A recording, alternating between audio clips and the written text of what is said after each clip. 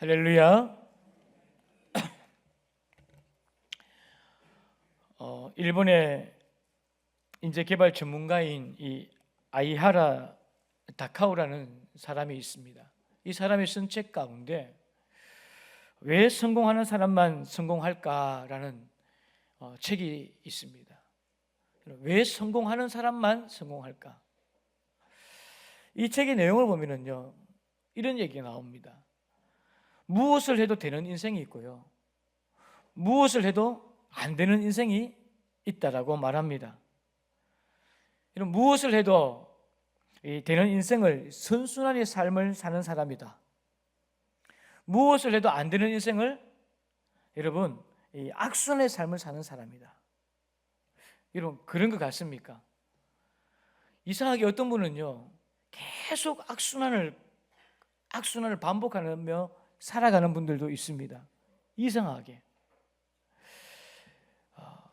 책에 보면 이런 얘기가 나옵니다. 출근길에 똑같이 자동차 타이어가 이제 펑크가 났습니다. 두 사람의 이 반응이 완전히 다릅니다. 먼저 이 무엇을 해도 안 되는 사람은요 어떤 반응을 보였냐면은, 야, 나는 이 아침에 왜 이렇게 재수가 없을까? 늘 이 모양이라고 짜증과 분노로요 그 에너지를 다 쏟아냅니다. 반면에 그러면서 그날 있는 미팅까지 그 기분대로 기분을 끌고 가서 다 망쳐버립니다. 온종일 뭔가 힘들어하면서 악순환을 계속해서 반복하며 그 악순환에 빠져버린다고 말합니다. 또 하나 반면에 무엇을 해도 되는 사람은 이렇답니다. 타이어가 펑크가 났을 때에 그래도 도로 위에서 사고 나지 않은 게 참 감사하다, 다행이다, 그 마음을 추스립니다. 그리고 차를 고치는 시간에 오히려 미팅 할 발표 준비를 하게 되고, 그 미팅에 가서는 이렇게 말합니다. 오늘 악됨을 냈습니다. 그래서 오늘 일이 잘 될 줄 저는 믿습니다. 이제 그러면서 선순환을 만들어낸다고 합니다. 다시 말하면은요, 잘 되는 사람은요 계속 선순환의 삶을 살고요, 안 되는 사람은 계속 악순환의 삶을 산다는 얘기입니다. 여러분은 어떻습니까? 주변을 보면은요, 저분을 보면은 무엇을 해도 안 되는 것을 보는 때가 참 가끔씩 있습니다. 또 나는 또 무엇을 해도 잘 안 된다라고 이 악순환의 삶을 사는 분들을 가끔씩 봅니다. 주식이 오른다고 해서 큰맘 먹고 주식을 샀는데 이상이 내가 사면 떨어지기 시작합니다. 부동산이 한참 잘 나간다 해서 집을 사게 되면 내가 집을 사면 또 폭락을 합니다. 어떤 분은 이런 분이 있답니다. 운동 경기에 있어서도요 내가 보면 진대요. 무엇을 해도 안 되는 인생이 있고요, 무엇을 해도 되는 인생이 있음을 성경에서도 그렇게 말합니다. 이는 개인만 그런 게 아니고요, 가정도 그렇습니다. 무엇을 해도 되는 집안이 있고요, 무엇을 해도 안 되는 집안이 있다는 얘기입니다. 오늘 본문에 보면은요 그 한 가정이 나옵니다. 무엇을 해도 잘 안 되는 가정인 것 같아요. 바로 엘리 제사장의 가정입니다. 성경을 좀 아시는 분은 한번 대답해 보시기를 바랍니다. 여러분 제가 질문 한번 드릴게요. 이 엘리 제사장 집안, 여러분 되는 가문입니까? 안 되는 가문일까요? 이 가문이 성경 보면은요 뭘 해도 안 되는 가문이라고 나옵니다. 원래 이 엘리 제사장의 아들에게 두 명의 아들이 있었는데 하나는 홈리고요, 하나는 비느하스였습니다. 아버지의 대를 이어서 제사장을 되어야 이 두 아들의 모습이 어떤 모습이었는가 한번 보겠습니다. 사무엘상 2장 17절 말씀입니다. 같이 한번 읽어볼까요? 시작. 그들이 여호와의 제사를 멸시함이었더라. 어떤 얘기를 합니까? 제사를 집례해야 했던 이 아들들이 오히려 제사를 뭐 했다고 말합니까? 멸시했다는 얘기입니다. 멸시. 이러면 안 되는 집이에요. 제사장이 그 아들이 잘 되어야 될 텐데 오히려 멸시하고 사는 그 모습 보면은 이 안 되는 집안이에요. 뿐만 아니라 나중에 블레셋과의 전쟁이 벌어지는데 이 아들들이 전쟁한다고요, 하나님의 그 법궤를 가지고 나간 거예요. 어떻게 되었을까요? 승리는커녕 그 하나님의 법궤를 빼앗겨 버리고 오는 거예요. 뿐만 아니라 이 아들이 나중에 이 전장터에서 죽게 됩니다. 이 소식을 또 아버지가 들어요. 이 아버지 엘리 제사장이 듣고요, 어떤 일이 있었다고 합니까? 4장 18절 한번 볼까요? 같이 읽습니다. 시작.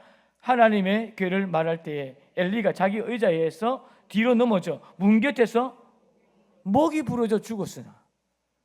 어떻게 죽었대요? 놀라가지고요, 그 소식 듣고요, 뒤로 넘어졌는데 그 목 부러지고 죽어버렸대요. 안 되면은 이렇게 죽는 겁니다. 여러분, 분명히 되는 인생이 있고요, 안 되는 인생이 있습니다. 여러분, 여러분의 인생은 어떻습니까? 하는 일마다 잘 됩니까? 아니면은요, 안 되는 인생입니까? 오늘 본문을 한번 보겠습니다. 성경은 뭐라고 얘기하는지요? 어떤 인생에게 잘 되는 인생이 무엇인지, 안 되는 인생이 무엇인지 오늘 본문 2장 30절입니다. 우리 같이 한번 읽어볼까요? 시작. 나를 존중히 여기는 자를 내가 존중히 여기고 나를 멸시하는 자를 내가 경멸하리라. 성경은 어떻게 말합니까? 하나님을 존중히 여기는 자는요, 그 인생은요, 날마다 천국문이 활짝 열린다는 거예요. 하나님이 존중히 여긴다는 거예요. 그러 대신에 반면에 하나님을 경멸히 여기는 인생은 아무리 날고 기어도 안 된다는 얘기를 성경은 그렇게 말합니다. 그래서 오늘 저는요, 오늘 본문을 통해서요, 가정의 달을 맞이하면서 어떻게 하면은 무엇을 해도 되는 가정이 될 수 있을까? 이것을 살펴보면서 악순환이 아니라 선순환의 은혜를 누리며 살아가는 저와 여러분이 되기를 주의 이름으로 축복합니다. 자, 그렇다면은 이런 선순환의 은혜, 이 선순환의 은혜를 날마다 누리며 살아가는 이 가정 되려면 어떻게 하면 되는가? 어떻게 하면 그렇게 될 수 있을까? 우리 같이 한번 해주시겠습니까? 선순환의 은혜는 하나님 존중에서 시작됩니다. 선순환의 그 은혜는요, 하나님 존중에서 시작된다라고 성경은 말합니다.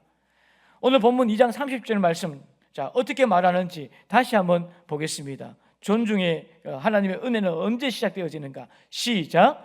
나를 존중히 여기는 자를 내가 존중히 여기고 나를 멸시하는 자를 내가 경멸하리라.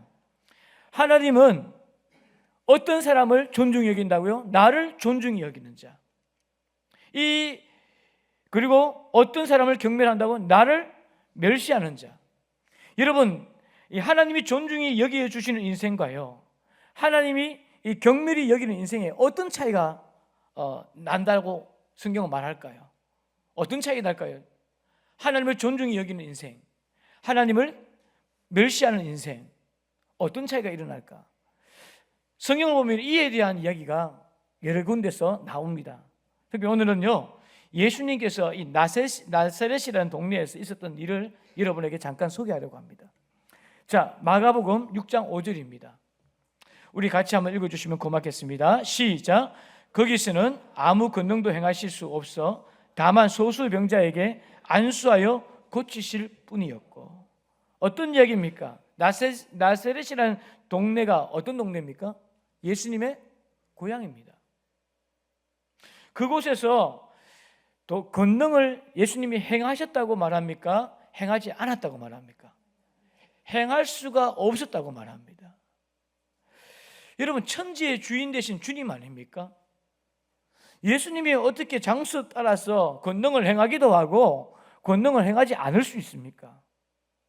그런데 오늘 본문 보니까요, 아무 권능도 행할 수 없었다고 말합니다. 왜 그랬을까? 그 답이 그 바로 앞구절이 나옵니다. 6장 2절 3절 말씀을 한번 보시기 바랍니다. 제가 읽겠습니다. 안식일이 되어 회당에서 가르치시니 많은 사람이 듣고 놀라 이르되 이 사람이 어디서 이런 것을 얻었느냐? 이 사람이 받은 지혜와 그 손으로 이루어지는 이런 권능이 어찌 됨이냐? 이 사람이 마리아의 아들 목수가 아니냐? 야고보와 요셉과 유다와 시몬의 형제가 아니냐? 그 누이들이 우리와 함께 여기 있지 아니하냐 하고 예수를 어떻게 했다고요? 배척한지라. 여러분, 예수님이 본격적으로 공생애를 시작하십니다. 사역을 시작하시면서 회당에서 말씀을 가르친 거예요. 그런데 이 말씀을 가르치는 예수님을 바라보고요, 옆에 있는 사람들이 수근수근 거리는 거예요. 야, 저 친구 뭐냐고. 저 친구 우리 아들하고 같이 함께 토라 공부했던 그 친구 아니냐고. 저 예수 아니냐고. 이렇게 지금 말하는 거예요. 그러면서 한쪽에서는 이런 말을 합니다. 저 목수의 아들 아니냐. 목수의 아들이야, 저 친구. 그러면서 뭐 했다고요? 예수를 배척한 거예요. 그리고 4절 마지막 절 보면은요, 이런 이야기가 나옵니다. 선지자가 자기 고향과 자기 친척과 자기 집 외에는 존경을 받지 못함이 없느니라. 다시 말하면은요, 고향에서는 존경을 받았다, 받지 못했다? 못 받았다는 얘기입니다. 거기서는 아무것도 행하실 수 없어서 하나님의 권능이 그 가운데 나타나지 않았다는 거예요. 여러분, 무슨 이야기냐면요, 주님을 존중하지 않는 곳에 주님의 권능도 없습니다. 신앙생활에 있어서 주님을 존중하지 않는 곳에는요, 주님의 권능도 없다는 얘기예요. 하나님의 은혜는요, 하나님 존중에서 시작되어지는 줄 여러분 믿으시기를 바랍니다. 마태복음 8장 보면은요, 또 다른 이야기가 하나 나옵니다. 예수님께서 이 가브나움이라는 동네에 갔을 때 일어난 일입니다. 가브나움 동네에 갔는데 한 백부장이 예수님을 찾아온 거예요. 예수님, 내 하인이 병들었습니다. 와서 좀 고쳐주십시오 하니까 예수님이 좋다라고 말합니다. 그런데 예수님이 짐을 챙겨서 그 하인을 고치려고 그의 집에 가려고 하는데 이 백부장이 손사래를 칩니다. 손사래를 치는 거예요. 어떻게 말합니까? 8장 8절 말씀 한번 보겠습니다. 주여 내 집에 들어오심을 나는 감당하지 못하겠사오니, 우리 같이 한번 읽어주시겠습니까? 시작. 다만 말씀만으로만 하옵소서. 그러면 내 하인이 낫게 싸움나이다. 여러분, 사실은 지금 이 백부장이라는 사람이 누굽니까? 로마 시대의 군대 장관이에요. 그러니까 다시 말하면은 지배국가의 군대 장관이에요. 그런데 피지배국가의 한 청년에게 지금 무엇이라고 말하고 있는 것입니까? 이게 무슨 이야기입니까? 존중하고 있는 모습이 보입니까? 아무것도 아닌, 여러분, 한 청년이잖아요, 예수님은요. 그런데 식민지에 있는 그 군대 파견된 군대 장관이 지금 예수님에게 어떤 모습을 보입니까? 나도 남의 수하에 있고 내 아래도 군사가 있는데 그들에게 오라고 하면은 그들이 오고 가라면 갑니다. 그러니 다만 예수님 말씀만 하옵소서, 이렇게 말하는 겁니다. 이게 지금 어떤 모습입니까? 철저히 존중의 모습을 보여주고 있는 거예요. 예수님에 대한 존중. 예수님 너무 놀랍니다, 이 사람을 보면서. 그러면서 어떤 말씀을 하십니까? 우리 같이 한번 읽어볼까요? 10절 시작. 예수께서 들으시고 놀랍게 여겨 따르는 자들에게 이르시되 내가 진실로 너희에게 이르노니 이스라엘 중 아무에게서도 이만한 믿음을 보지 못했다. 여러분, 이 말은요, 그냥 예수님이 기분 좋아가지고 하는 말이 아니에요. 이만한 믿음을 보지 못했다, 뭐 그냥 기분 좋아서 하신 말씀이 아닙니다. 이 이스라엘 백성 중에 이만한 믿음을 보지 못했다라고 지금 말하는 거예요. 다른 말로 하면은요, 이 로마 백부장이 심지어 세례 요한보다 그 믿음이 낫다. 내가 데리고 다니는 이 제자들보다도 믿음이 낫다라는 얘기를 지금 하고 계시는 거예요. 여러분, 제가 질문 하나 드릴게요. 예수님이 이렇게 그가 이렇게 평가받은 핵심이 무엇입니까? 그가 예수님이 평가한 한 기준이 뭐였습니까? 얼마나 존중했느냐는 거예요. 예수님을 얼마나 존중했는가라는 거예요. 그 차이를 아시겠습니까? 여러분, 주님을 존중한다는 것이 시시한 것이 아닙니다. 한쪽 나사렛에서는요, 하나님이 그 권능을 행하지도 못했고요, 한쪽에서는 이 가브나움에서는 어떤 일이 일어납니까? 믿음이 너무 좋다라고 칭찬하고 있는 거예요. 기적이 일어납니다. 그 존중 때문에. 예수님을 존중하는 그 인생에게 하나님이 어떻게 하시는 것을 우리에게 보여주고 있는 것입니다. 무엇에 따라? 존중의 여부에 따라. 한쪽은 천국이 열리고요, 한쪽은요 지옥이 열리는 거예요. 딱 오늘 본문 말씀 그대로입니다. 나를 존중히 여기는 자는 나도 존중히 여기겠고, 나를 멸시하는 자는 나도 경멸히 여기리라. 사랑하는 여러분, 하나님 존중이요, 우리 인생에, 여러분의 가정에, 여러분의 사업에, 여러분의 인생의 미래에 잘 되는 비밀임을 믿으시기를 바랍니다.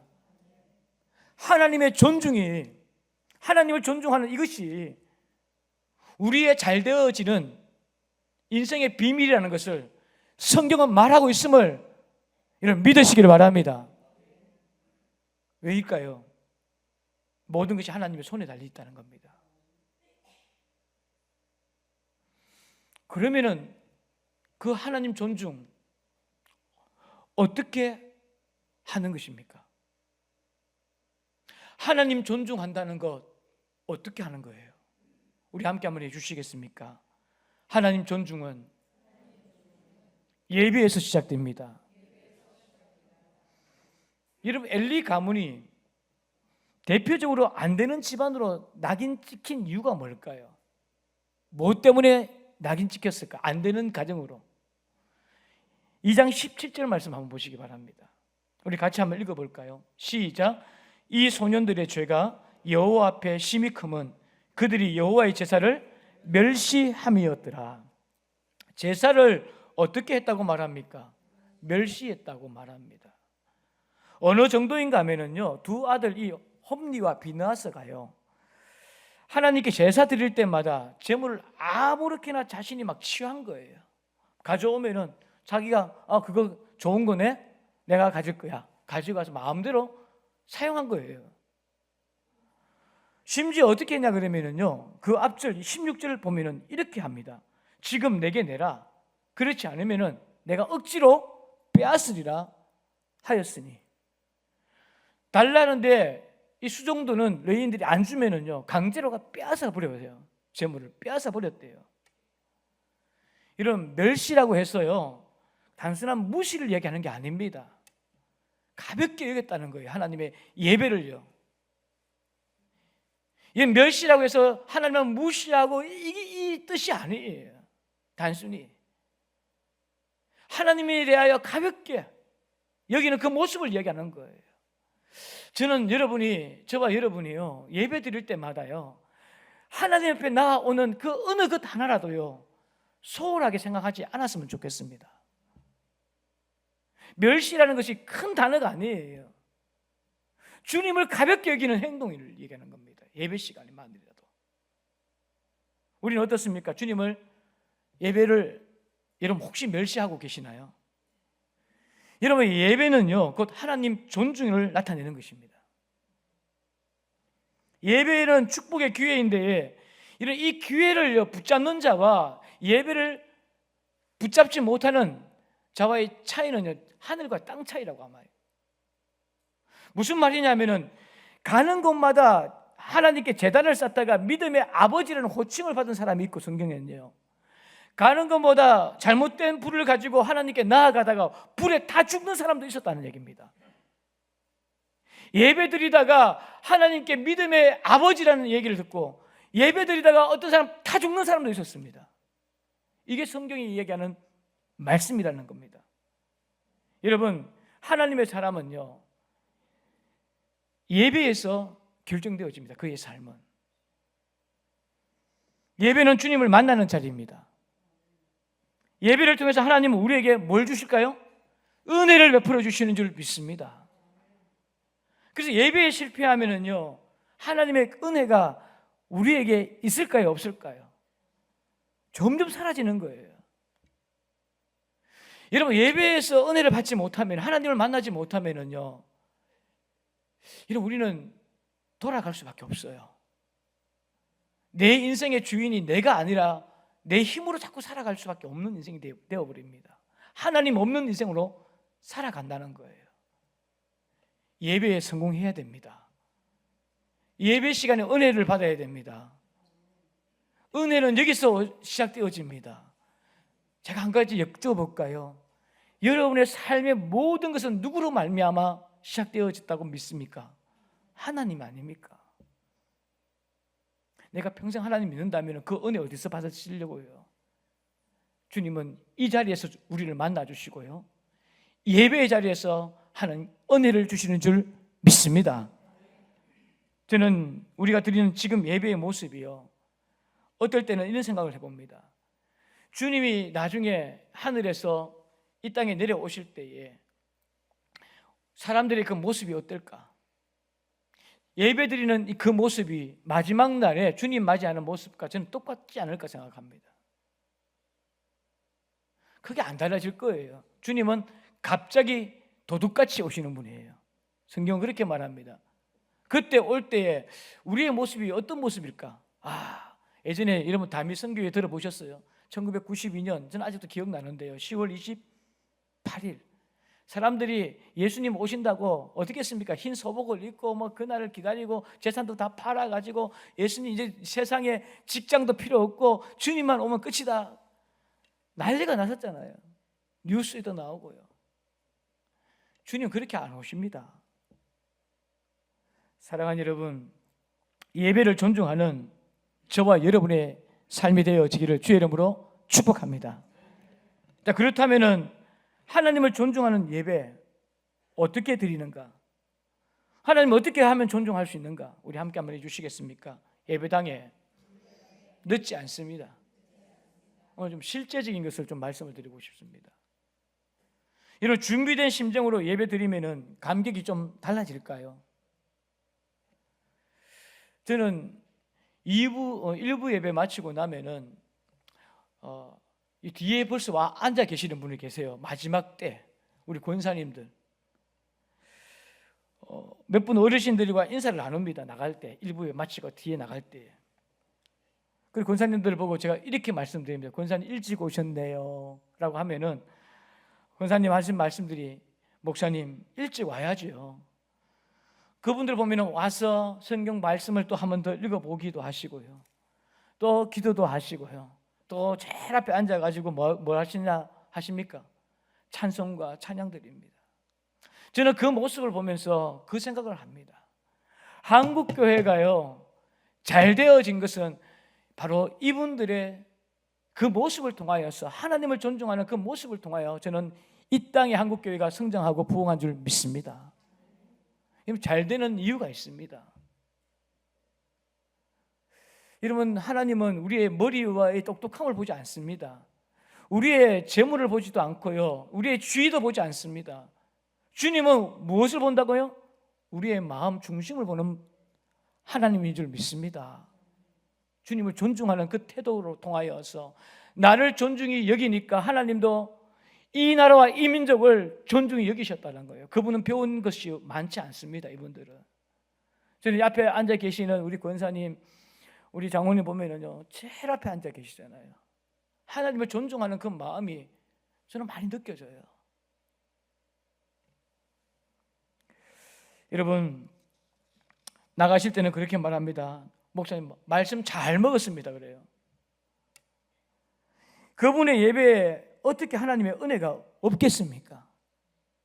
여러분, 자스트에 오지 않았으면 좋겠습니다. 좀 준비된 마음으로 막 헐레벌떡 막 뛰어올 수 있습니다. 주일에 좀 잠도 좀 자고 싶고 그렇지 않겠습니까? 많은 습관이라 생각합니다. 정말 중요한 모임에, 하나님을 만나는 그 자리에 기껏 죄송합니다. 여러분, 일주일에 한 번밖에 잘 안 만나는 하나님인데 그것도 늦게 와요. 안 가려고 하니까 불안하고, 가려고 하니까 힘들고, 악순환의 반복입니다. 나를 존중히 여기는 자는 나도 존중히 여기는데, 나를 멸시하는 자는, 가볍게 여기는 자는 나도 경멸히 여길 것이다. 악순환을 반복하는 거예요. 그냥 앉아있다가 가는 거예요. 사랑하는 여러분, 예배를 존중하기를 바랍니다. 두 번째 함께 한번 해주시겠습니까? 핸드폰을 끄고 예배 드립니다. 핸드폰을 켜고 예배 드리는 분은 많지 않을 것 같아요. 실수로 우리 어르신들은 켜기도 하지만은요. 이 무슨 말씀을 제가 드리고 싶으냐 그러면은, 우리가 세상의 모든 염려를 다 차단하면은요, 하나님의 생각이 우리를 지배하게 되는 줄 믿습니다. 저는 청년들 보면은 가끔씩 궁금해요. 요즘 성경을 안 들고 다녀요, 애들이요. 모든 것을 기도도 핸드폰 보고 이렇게 하더라고요. 거기 다 적어가지고 핸드폰을 보고 성경도 보고, 핸드폰을, 그 예배 시간에 계속 핸드폰에 뭔가 적기도 하고 핸드폰을 계속 보고 있어요. 말씀을 보고 있겠죠. 그렇게 믿고 싶습니다. 말씀을 믿고 말씀을 보고 있기를 저는 바랍니다. 근데 짓궂게도 한 번씩 보고 싶어요. 도대체 제가 인스타를 보고 있는지, 무슨 짓을 하고 있는지. 우리 아이들은 전부 다 말씀을 보고 있는 줄 저는 믿습니다. 예, 아멘 합시다. 우리가 여러분 세상의 모든 염려를 차단하면은요, 하나님의 생각이 우리를 지배하게 됩니다. 우리 한번 따라해 주시겠습니까? 주일 전날부터 예배를 준비합니다. 준비된 모습으로요, 주님 앞에 서야 된다는 이야기입니다.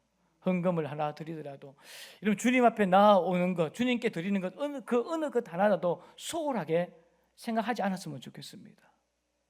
우리의 옷도, 여러분 제가 비싼 옷, 명품 옷을 입고 오라고 말씀드리는 게 아니에요. 마음에 준비된 옷을 입고 오는 거예요. 주님은 우리의 외모를 보지 않고 뭘 보신다고요? 중심을 보시는 거예요. 체육복을 막 입고 슬리퍼를 끌고, 여러분 대통령 앞에 그렇게 안 갈 거잖아요. 그래도 저를 보면은요, 우리 신방을 가면은 우리 권사님들은 얼마나 또 안 하던 청소까지 하시나 고생을 많으세요. 그래서 집에 잘 안 부르세요. 요즘은 오지 말아요. 교회에서 하세요. 무조건 카페에서 하고 식당에서 하자고. 여러분 왜입니까?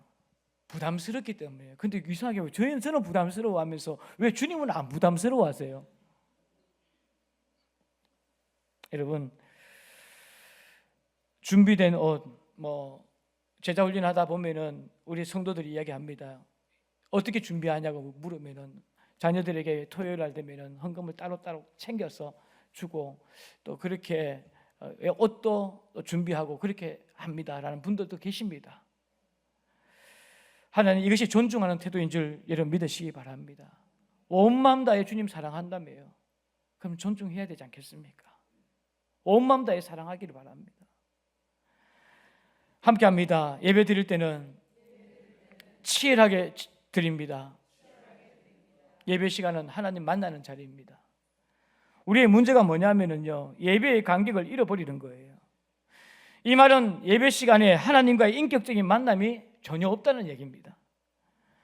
일어나지 않는 겁니다. 예배 시간에 앉아 있는 것이 중요한 것이 아니라 어떤 사람으로, 어떤 준비로, 어떤 영적인 상태로 앉아 있느냐가 중요하다는 것을 말하는 겁니다. 치열하게 예배 드려야 됩니다.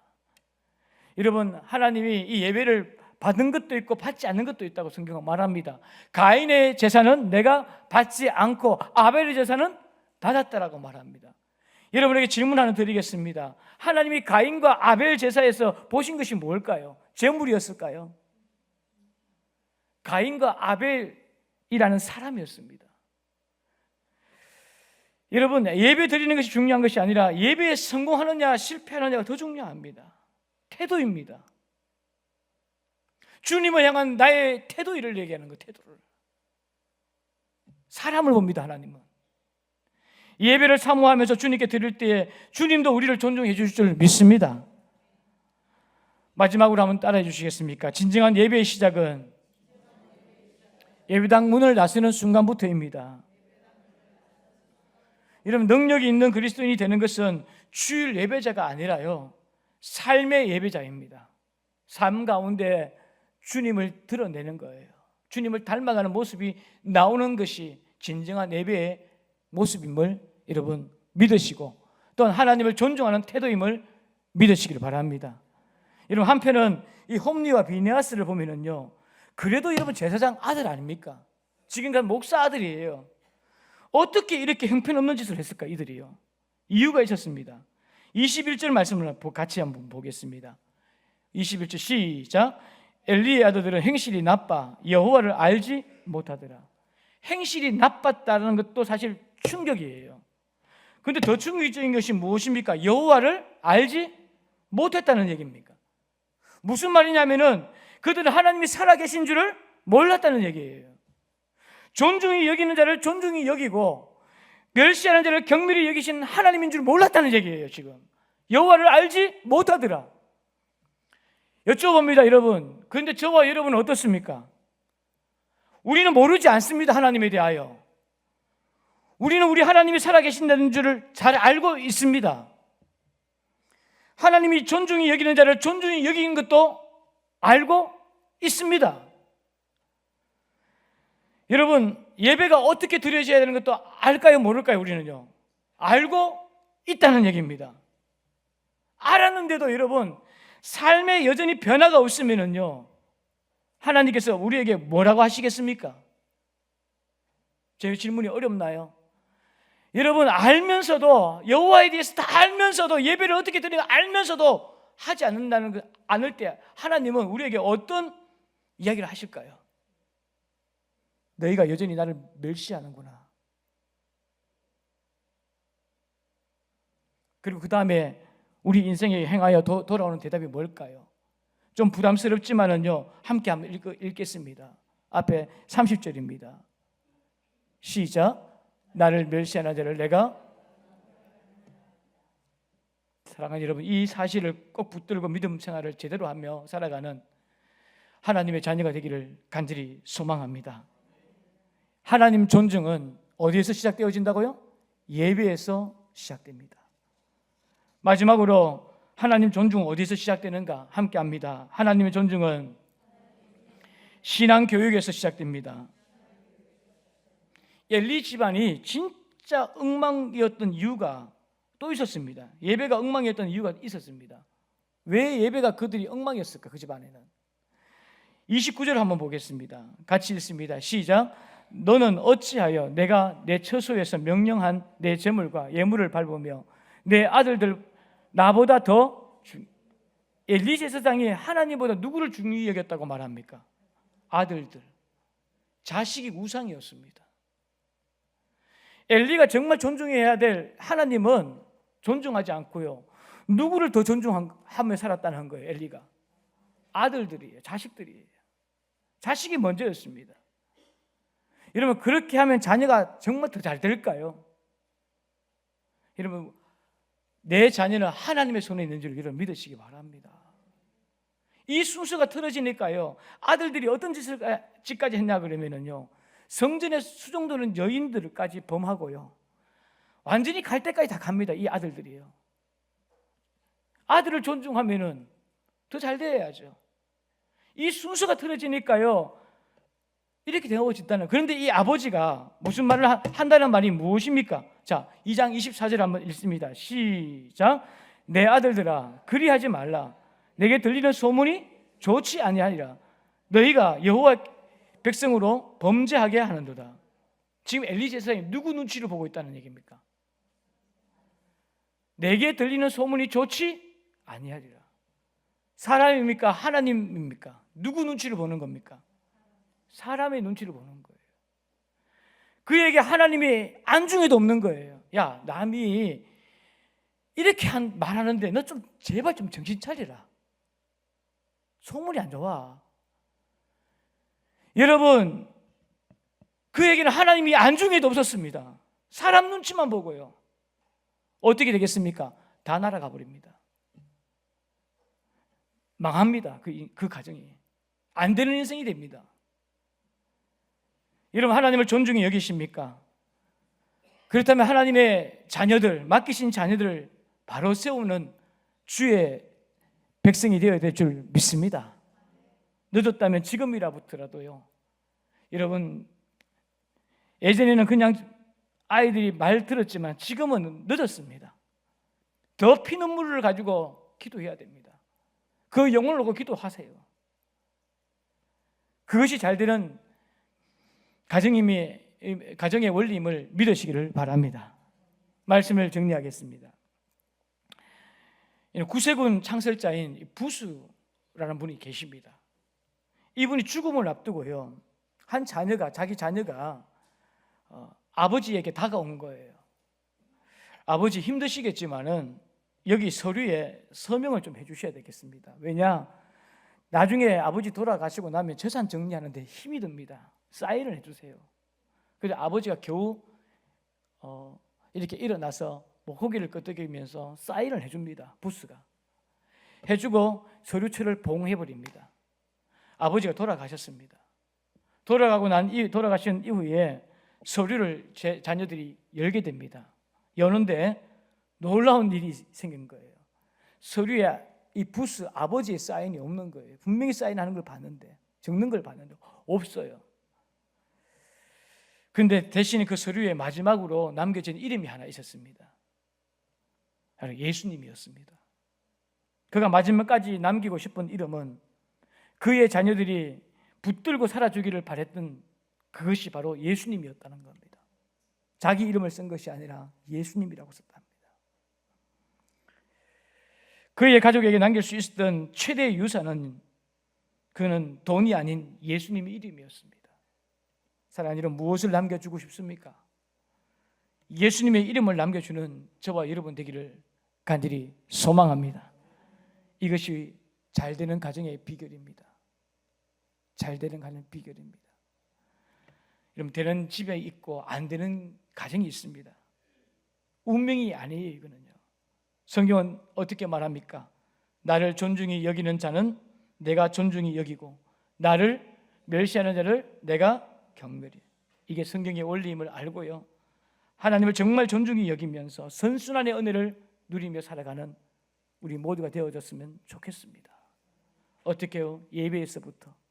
어떻게 해요? 아이들 자녀 교육부터. 2026년 가정의 달을 시작하면서 주님이 오늘 이 아침에 우리에게 주시는 이 메시지를 마음에 담는 우리 모두가 되어졌으면 좋겠습니다. 찬양합니다.